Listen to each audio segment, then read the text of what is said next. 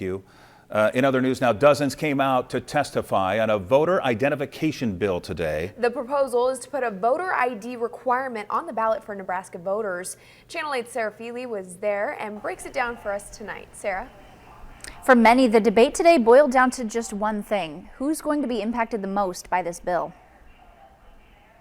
Lawmakers are looking to change the way Nebraskans vote. Senators listened to testimony on a proposed constitutional amendment requiring voters to show identification before they cast their ballot. One must present ID to rent a movie or a vehicle, cash a check, or board a plane, and this bill is not more discriminatory. Those in support say it's about keeping the election process safe from fraud. Voter fraud is handled on a county-by-county basis with no central report or support. If Secretary Gale says that he doesn't know of voter ID abuse, he is correct because it's not reported to him.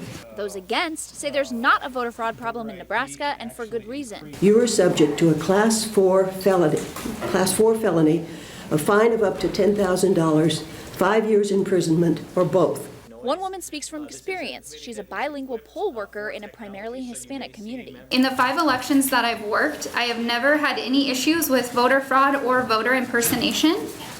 I also want to emphasize that in that time I have never had any issues with an undocumented person coming to vote, or for that matter, a person with legal residence status making an attempt to vote. They add this will only make it more difficult for people to have their opinions heard. This bill would put onerous voting restrictions on the elderly, the disabled, the poor, and the young. But those for it say voting's a precious right and should be protected as such. They add that other states have actually seen increased voter turnout as a result of similar bills. In the cases of Georgia and Texas, where voter ID has been implemented, Hispanic and black minority voting actually increased. Nobody has a good explanation, but it's verifiable. The final product, if it makes it to the floor, will go on the general election ballot in November of 2018.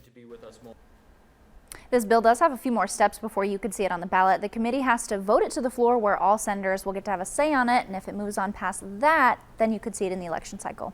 And of course, we'll continue following this bill to keep everyone updated. Thank you, Sarah, for